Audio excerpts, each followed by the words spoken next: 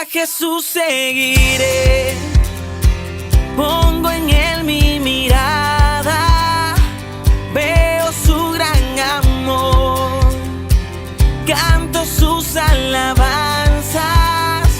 A Jesús seguiré. Y voy a agarrar dos textos bíblicos. Primera de Corintios, capítulo 3, versículo 16. Y Primera de Corintios, capítulo 6, versículo 19. Dice así, versículo 16, 3:16.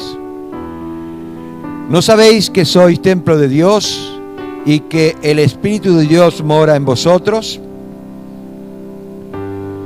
Capítulo 16, versículo 19.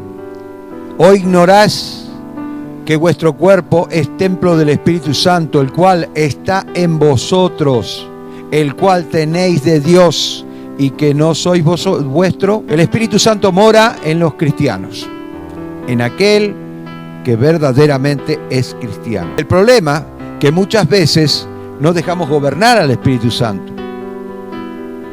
Y esto, obvio que todo tiene que ver con la fe. Nuestro relacionamiento con el Señor tiene que ver con la fe. Cuando oramos tiene que ver con la fe. Cuando ayunamos tiene que ver con la fe. Cuando leemos la palabra tiene que ver con la fe. O sea, todo se relaciona con la fe. Porque la fe es el único adherente que tenemos entre el mundo físico y el mundo espiritual. Su presencia dentro de nosotros es una realidad que debemos conocer. Realidad que debemos conocer. Y su función es la de una conciencia adicional. Esa es la función del Espíritu Santo. Una conciencia adicional que nos dicta lo que debemos hacer. Esta es la labor del Espíritu Santo dentro de nosotros. Nosotros somos templo del Espíritu Santo. Voy a estar explicando eso más adelante. Dice en Juan, pasaje conocido, Juan capítulo 16, versículo 13. Pero cuando venga el Espíritu de verdad, Él os guiará a toda verdad, porque no hablará por su propia cuenta, sino que hablará todo lo que oyere y os hará saber todas las cosas que han de venir. Cuando nos dejamos gobernar por el Espíritu Santo, se manifiesta como una fuente. Una fuente. ¿Y para qué sirve una fuente? Una fuente sirve como lugar en el cual vos tenés que ir precisamente a tomar del agua fresca que sale de la fuente. También la fuente es un recreo para la vista, porque vemos a la fuente cómo brota el agua, qué lindo, qué hermoso. Perfecto. La fuente sirve precisamente para que nosotros seamos representantes de Dios acá en la tierra.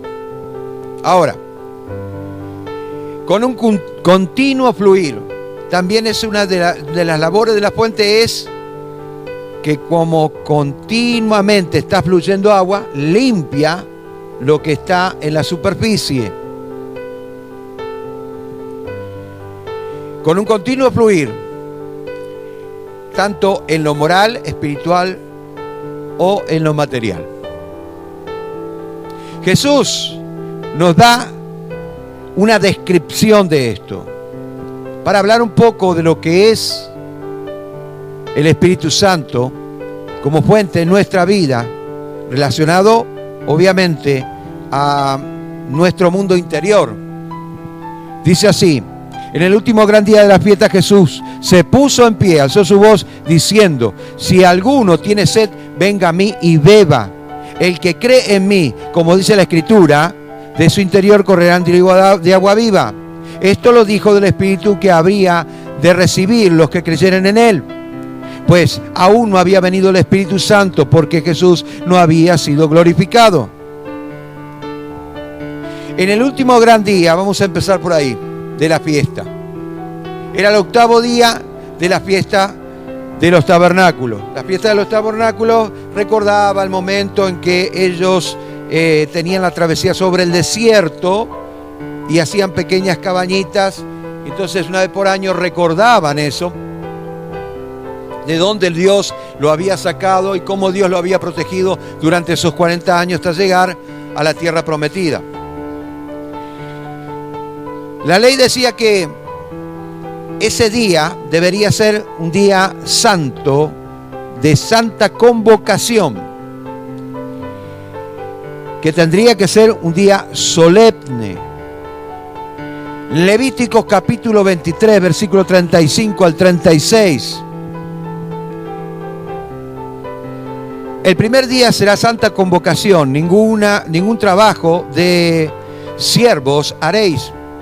7 días ofreceréis ofrenda encendida a Jehová.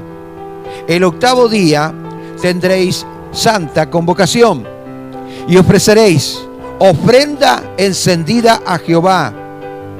Es fiesta, ningún trabajo de siervo haréis. También, a modo que puedas anotar, en Números capítulo 29, versículo 35, habla de eso también. Entonces tenemos en la ley, figura precisamente estas festividades que hablan de lo que iba a suceder más adelante. Esto hacía que fuera un día de mucho gozo, alegría, la gente estaba muy alegre. Y aún más, si tomamos en cuenta que esos días eran días que finalizaban la cosecha, o sea que había también la alegría de poder tener rubros en la casa, de mantener a sus familias con lo que cosechaban. Entonces eran días de mucho gozo, de mucha alegría. Y celebraban también la cosecha, que eran también las primicias. En cada una de las 7 días, en cada uno de los 7 días, las fiestas pasaban de esta manera. Había un grupo de sacerdotes que tenía un grupo de personas que le seguían e iban al estanque de Siloé con una gran batea de agua, un jarrón grandote, y volvían de vuelta al templo y vertían agua en el altar, y así lo hacían durante 7 días. Esas mismas caravanas iban y venían. Pero el octavo día era el más solemne de todo, porque ahí se terminaba la fiesta. Entonces iba un grupo de personas. Y aunque este rito no tiene nada que ver con la ley, porque no está estipulado en la ley, no hay nada en la palabra de que hable de este tipo de ceremonia. Pero los judíos lo hacían simbolizando lo que derramaría Dios, su Espíritu Santo, cuando vendría el Mesías, porque ellos seguían esperando al Mesías hoy en día también. Entonces ese rito servía para hacer recordar que algún día el Señor iba a derramar su Espíritu, y por eso Jesús le daba ese énfasis. Entonces, quiero que entiendan eso. La ausencia del Espíritu Santo evidencia la falta de conversión. O sea, no hay cambios de vida.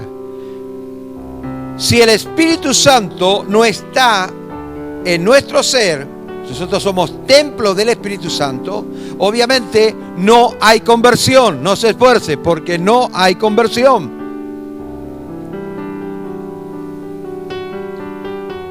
En otras palabras,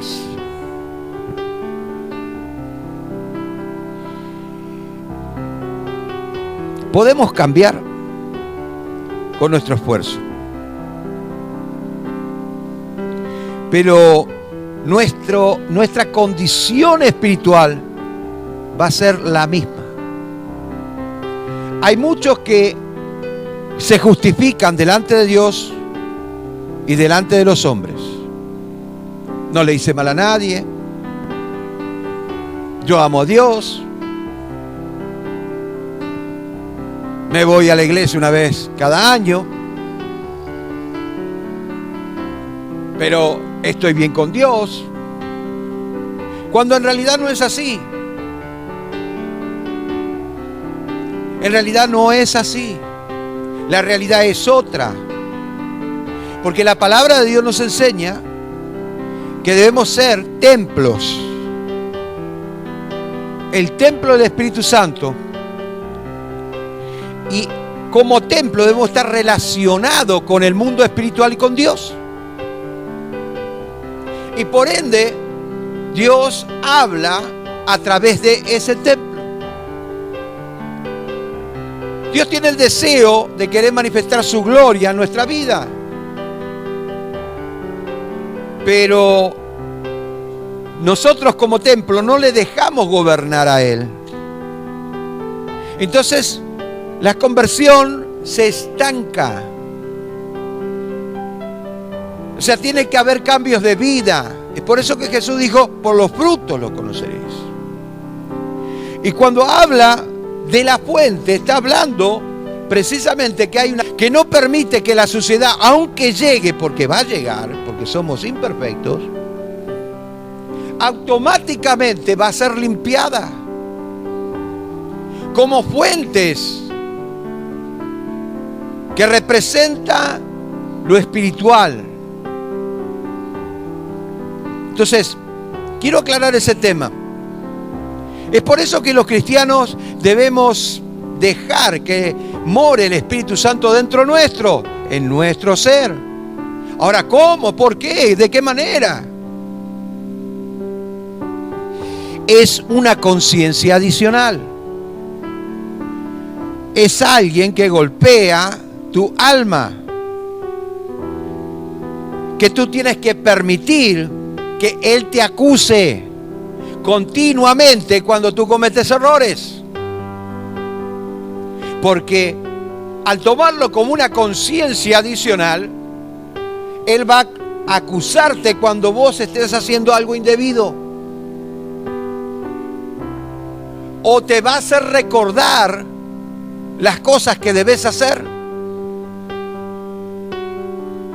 Entonces, es importante tener al Espíritu. El que no tiene el Espíritu Santo ni sabe para qué sirve, todavía ni siquiera empezó a convertirse al Señor. Mire qué importante es. Pero también debemos dejar que fluya como ríos para limpiar nuestra conciencia de obras muertas. Las obras muertas son inútiles, cosas que no sirven, porque están muertas, porque no sirven ni para nosotros ni para los demás. Y la Biblia habla de esto en Hebreos capítulo 9, versículo 14. ¿Cuánto más la sangre de Cristo, el cual, mediante el Espíritu Eterno, escuche bien, mediante el Espíritu Eterno, está hablando del Espíritu Santo, se ofreció a sí mismo sin mancha a Dios, limpiará vuestra conciencia de obras muertas para servir al Dios vivo. Entonces, cuando dejamos que el Espíritu Santo nos gobierne, Él como una fuente va a ir limpiando todas aquellas impurezas que estorban el fluir, el caudal, para ir renovándonos día a día. Quiero aclarar que esto no precisamente sea que nosotros tengamos una vida o vivamos una vida de perfección, porque no es así. Pero sí queremos realmente cambiar, debemos permitir que el Espíritu Santo nos gobierne a través de esa conciencia adicional. Y cuando Él lo hace, tú empiezas a razonar tus actitudes. Tú ves con una fe o con una visión que se relaciona a la fe, y ya no estás viendo en forma humana, sino estás viendo en forma espiritual. Es por eso que Pablo dice, por fe andamos, no por vista. Es por eso que sigue hablando Pablo en el capítulo de Colosenses capítulo 3. Dice, puestos, poner la mira en las cosas de arriba y no en las de la tierra. La carta a los Hebreos en el capítulo 12 dice, poner la mira en el Señor Jesucristo, el autor y consumador de la fe. O sea, cuando nosotros nos enfocamos, porque poner la vista es precisamente enfocarnos.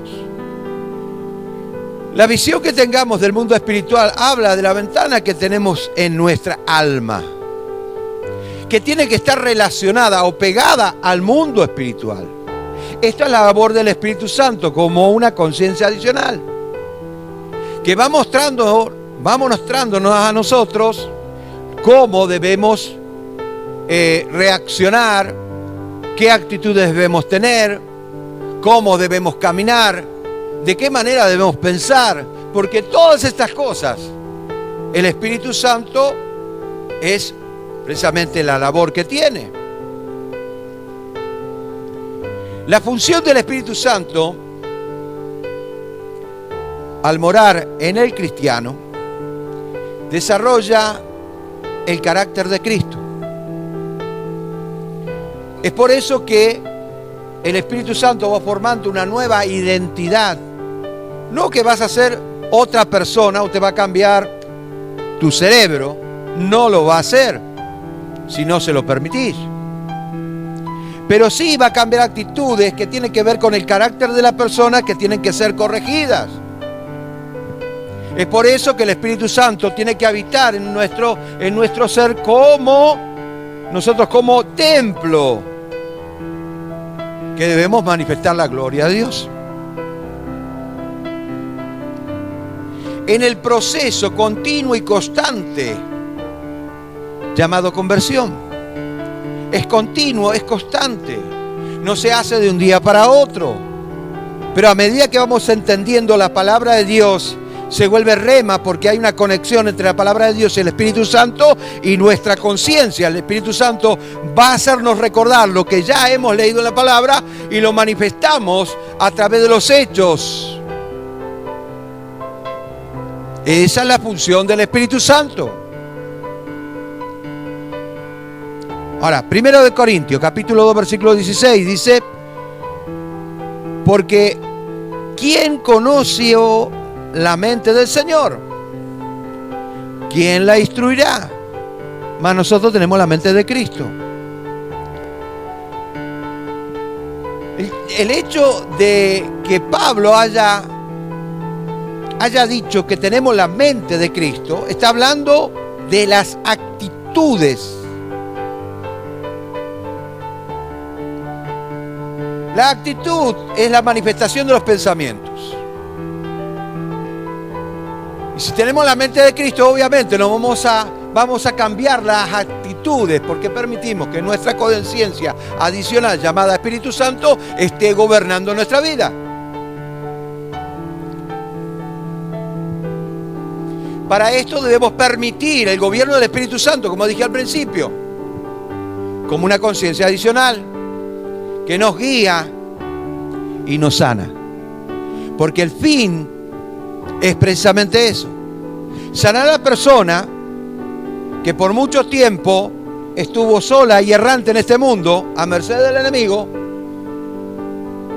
con daños sentimentales y psicológicos, y el Espíritu Santo va a ir sanando como una fuente que va limpiando todas aquellas cosas que estorban el fluir como un canal de bendición.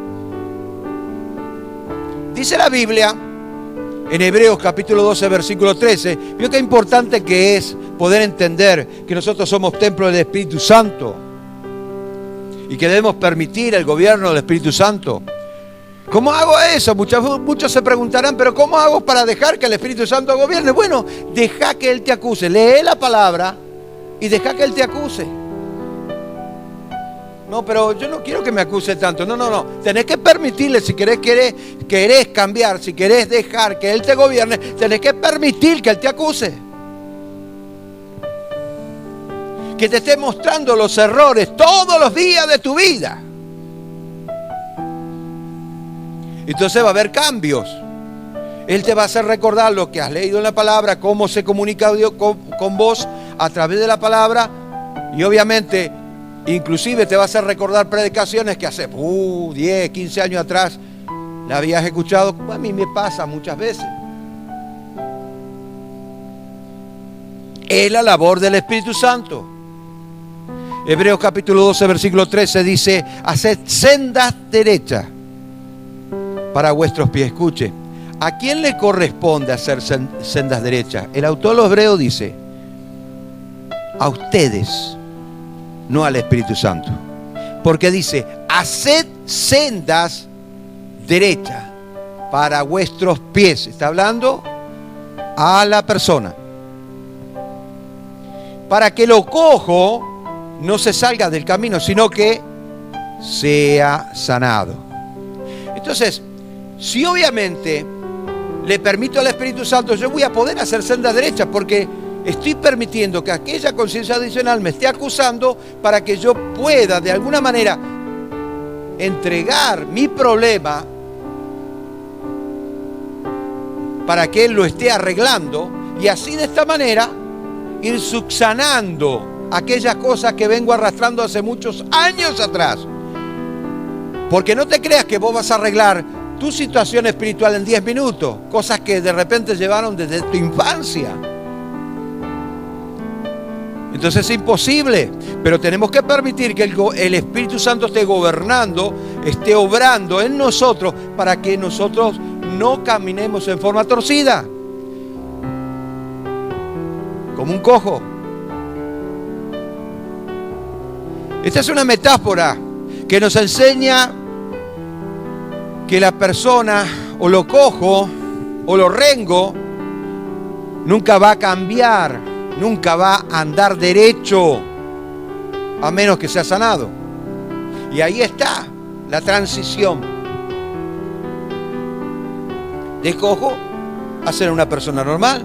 Depende de mí, pero obviamente, como depende de mí y yo lo dejo al Espíritu Santo, el Espíritu Santo va a enderezar mis caminos.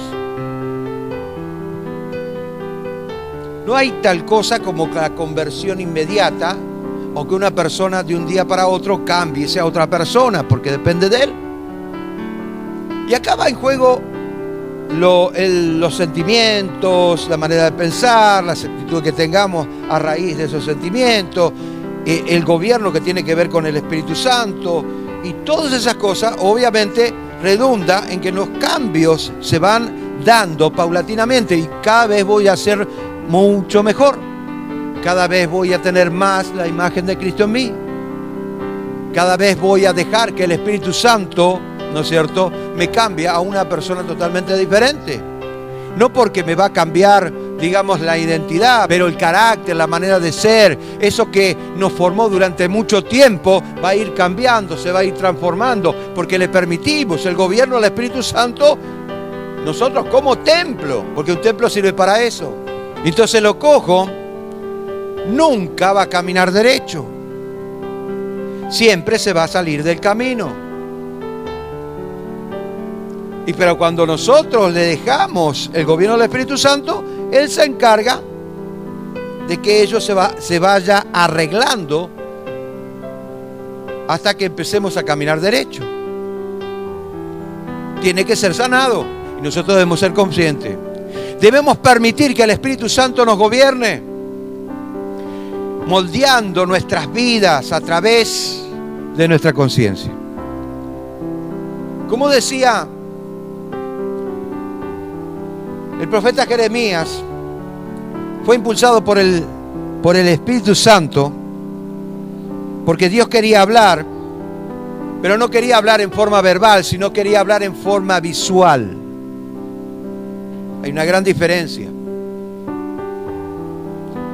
Porque cuando escuchamos quizás retenemos un 30, un 40% de lo escuchado. Pero cuando escuchamos y vemos, nosotros almacenamos en nuestra mente un 80 hasta un 90%.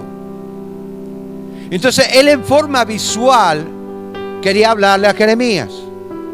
En el capítulo 18 de Jeremías, en el versículo 6, le muestra el trabajo que hacía en la rueda el alfarero. Entonces, obviamente, la primera vasija no le gustó, la deshizo y volvió a colocar la masa, la amasó de vuelta y volvió a hacer una vasija nueva. Nos habla de dos etapas que tiene que ver con el Antiguo Testamento y el Nuevo Testamento, que tiene que ver lo que yo era antes, lo que soy ahora y lo que voy a hacer en el futuro. En el Antiguo Testamento era precisamente la falla que tuvo Adán. Entonces tuvo que hacer una vasija nueva. Ahora, él estaba hablando para que pudiera entender los propósitos de Dios. Entonces, también le habla al pueblo de Israel. Es necesario que yo lo esté moldeando, y en lo que yo lo estoy moldeando, luego que lo esté moldeando, lo tenga que poner en el fuego para que eso se endurezca y pueda retener el líquido adentro. De lo contrario, aquella vasija que permanece cruda, cuando yo intento colocarle agua, se derrite.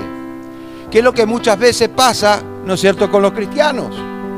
No pueden contener al Espíritu Santo porque sus conciencias no están preparadas, porque todavía siguen con esas mañas y siguen acariciando esas heridas. En vez de entregarle al Espíritu Santo, se recuerda de lo que aquellas cosas que me hicieron. Entonces, Jeremías va a la casa del alfarero y él le muestra cómo quería moldear al pueblo de Israel. ¿Y quién iba a utilizar para esto? Era al profeta Jeremías a través de la palabra, pero el Espíritu Santo iba a hacer la labor más pesada. Escuche, vaya entendiendo cómo es la labor del Espíritu Santo. Entonces la pregunta que le hace Dios a él, después de haber visualizado lo que quería decir, le hace: ¿yo no podré hacer lo mismo, casa de Israel? Quiere decir que yo tengo que tener conciencia de la obra del Espíritu Santo para que Él pueda moldearme de tal manera que nuestra conciencia empiece a ser acusada, para que yo le empiece a entregar todos los problemas. Entonces vaya creciendo y vaya siendo moldeado a la imagen del Señor. Pero después viene la otra parte de la alfarería, que después de darle forma, de ponerle la manijita, de dejarlo todo bien lindo, ahora lo tengo que cocinar. En las pruebas, en las luchas, si vos no creces en la fe, entonces vas a estar crudo siempre. Y si estás crudo, no vas a poder retener el agua que el Espíritu Santo como fuente va a brotar dentro tuyo. Tienes que pasar por las distintas pruebas y luchas para que empieces a ejercer fe y te des cuenta del mundo espiritual, para que el Espíritu Santo esté obrando de tal manera que te haga duro espiritualmente, que salgan callos de tu vida espiritual y tú puedas resistir al enemigo y él salga huyendo de tu vida. De lo contrario, es pura palabrería nada más. No es la punción del Espíritu Santo. El Espíritu Santo quiere habitar en nuestro ser, pero nosotros lo debemos permitir. Cuando aceptamos a Cristo en nuestro corazón, el Espíritu Santo está dentro nuestro. Y en un 80% está de balde.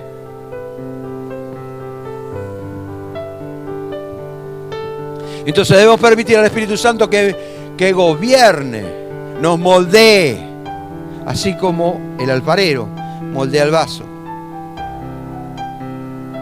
Y el vaso se echó a perder.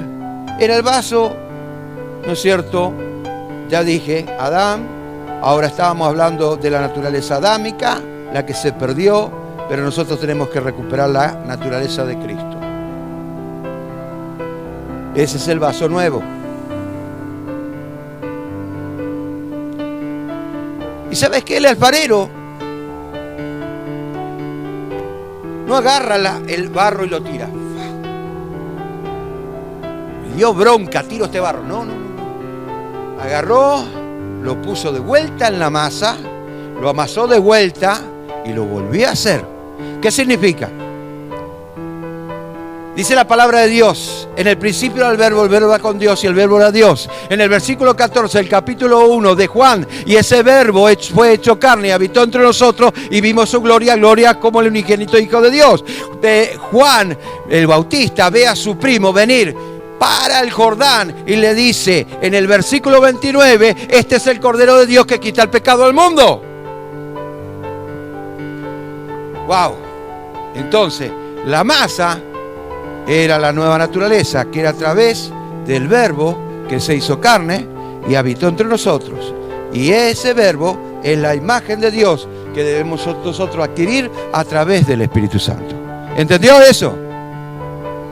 Muy bien. Entonces, Pablo dice esto en Efesios capítulo 4, versículo 13.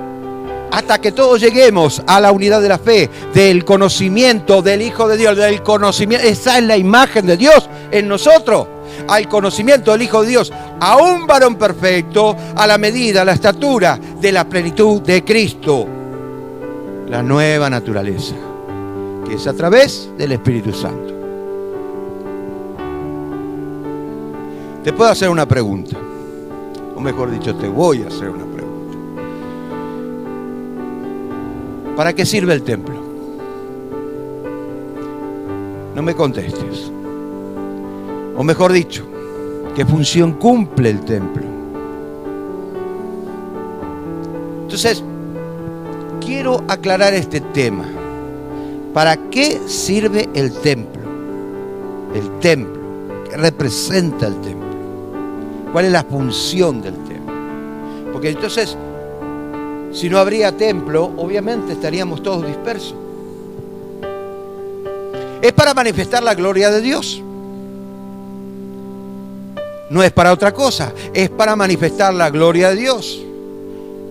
Acá en la tierra, con los creyentes que dejan gobernar al Espíritu Santo por la fe. Es por eso que Jesús habla a la mujer samaritana.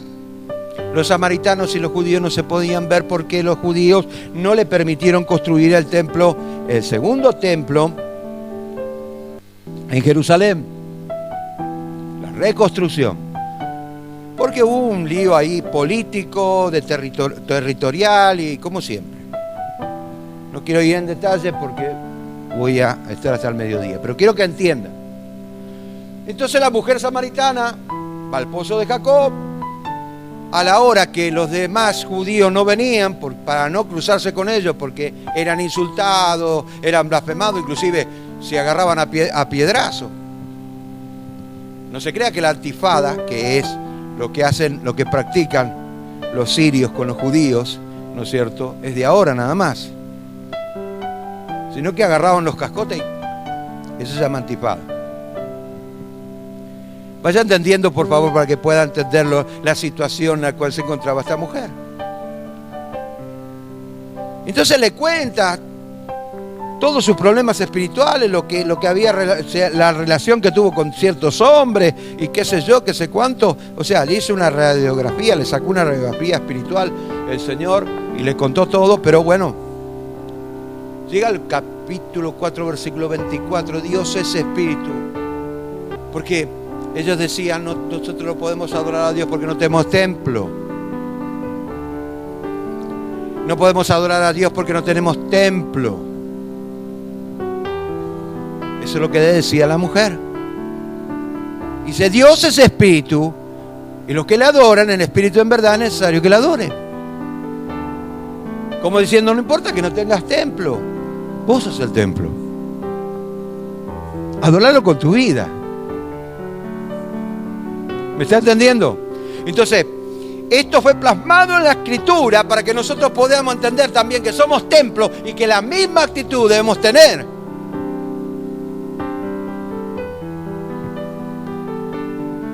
Como el pueblo de Israel en el desierto, la gloria de Dios lo acompañaba.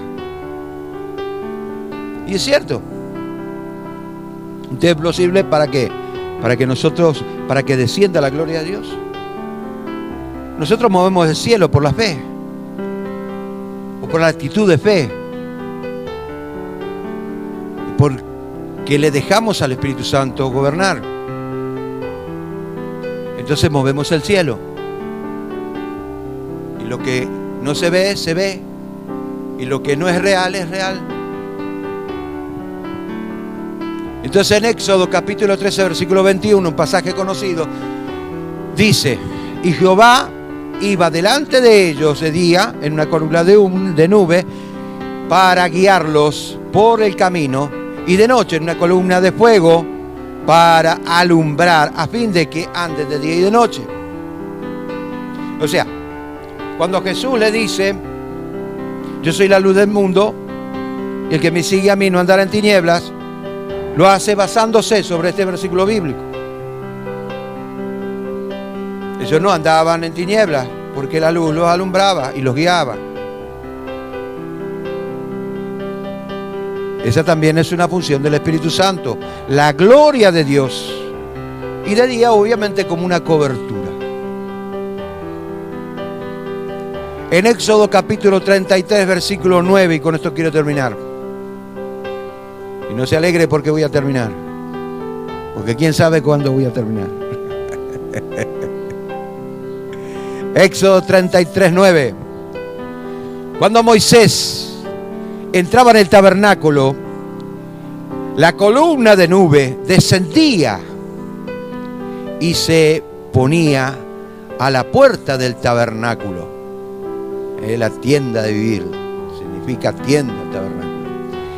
Y Jehová hablaba con Moisés. ¿Para qué sirve un templo? Para que la gloria de Dios se manifieste. Amén.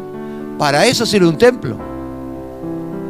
Entonces se tiene que manifestar en tu vida. La gloria de Dios se tiene que manifestar en tu vida. Porque tú eres templo del Espíritu Santo. Amén. Entonces permitamos que el Espíritu Santo nos gobierne de tal manera que nosotros podamos manifestar la gloria de Dios. Si manifestamos la gloria de Dios, obviamente las cosas las vamos a ver de otro ángulo. Ya no vamos a andar por vista, sino por fe. Ya no vamos a poner la mira en las cosas de la tierra, sino en la del cielo. Amén. Y ya vamos a empezar a caminar, ¿no es cierto?, con una nueva naturaleza, la naturaleza de Cristo. A Jesús seguiré, pongo en él